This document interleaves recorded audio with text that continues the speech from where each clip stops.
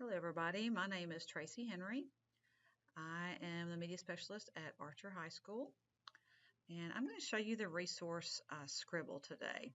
So Scribble has really replaced EasyBib for us in Gwinnett County. We began using it last year, and they've added a few new features. You can create an account for free outside the county as well. We just pay for premium features for our students, so you can create an account if you want to outside of the county. So let's start. I'm already on a database article that I use for a lot of argumentative database work with my language arts students.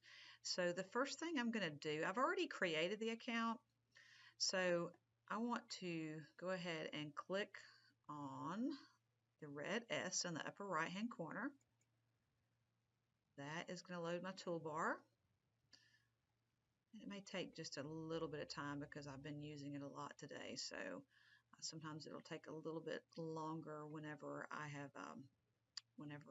used it quite a bit. We have access to several databases within the county, and it's very helpful for our students to be able to go on there and get credible sources and to be able to teach them that no, we don't just do a Google search on everything. So if you'll notice, my Scribble toolbar is now loaded at the bottom of the screen. I want to move it up a little bit higher so you guys can see what I'm doing. So you can pull over here, the dotted lines. You can grab it up here and then put it there. So let me show you a few of the tools. The highlight function is one that I use frequently. So I pick up the highlighter, go down, highlight a piece of text, and that highlighted it pink. So that's one use. Then I'll drop off the highlighter and then pick up, looks kind of like a post-it note or a caption box. If I go down here and highlight a piece of text after I've already picked that up and release it, I can make notes over to the side there. So maybe I want to use that piece of textual evidence on my paragraph 3. Little example there to make a note to myself. Okay, then I'm going to drop that back off, and then I'm going to go to the next feature, which is changing the color of the font.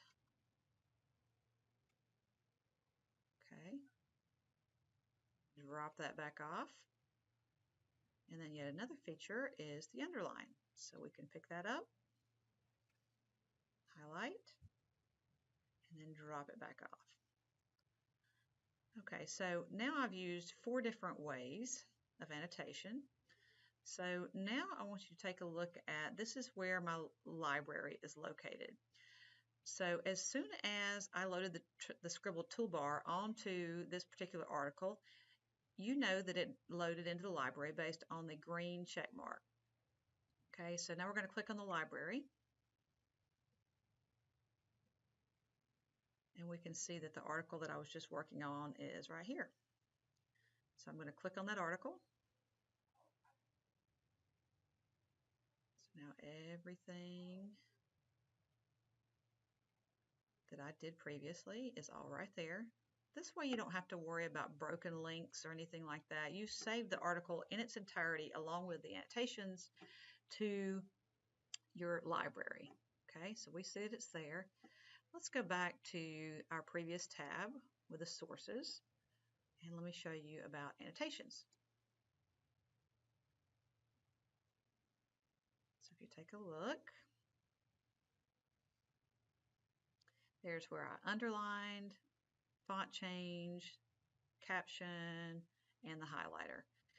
So if you hover over the right-hand side of where I did this underline text, and then you hover over, say, this eyeball, for example, you can click on the eyeball, and then there is the text.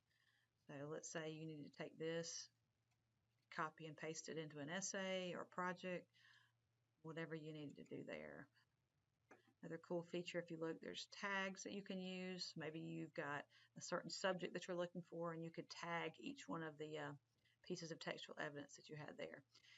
Let's say, for example, you were looking at this quote and thinking, okay, this was a great quote, but I want to go back to the original article where I got this from, see if there's some other information I could use.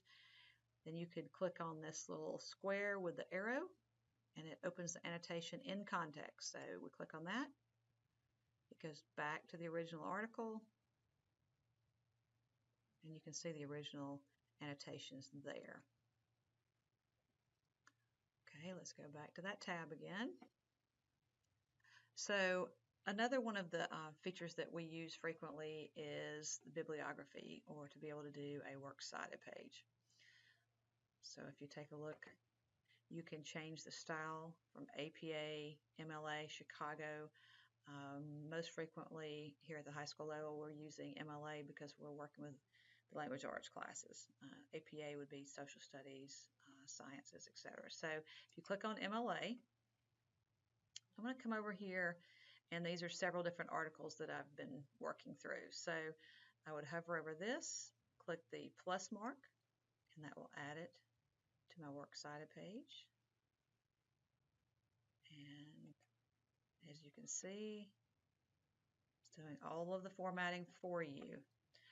If I change it from MLA to APA, you can see that it changed a little bit of the formatting.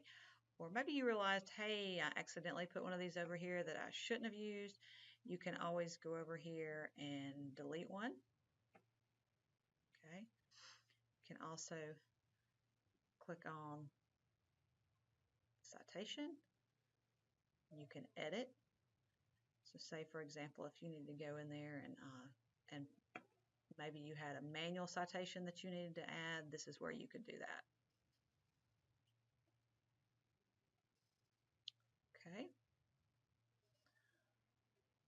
So these are a few of the basic options of Scribble.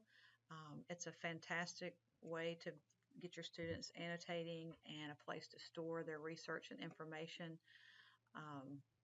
It does have additional features to do with the classroom, but I can do that at a later date with another podcast for aimed more specifically at the teachers that will be using this source. So thank you for watching. Again, my name is Tracy Henry at Archer High School. Thank you very much.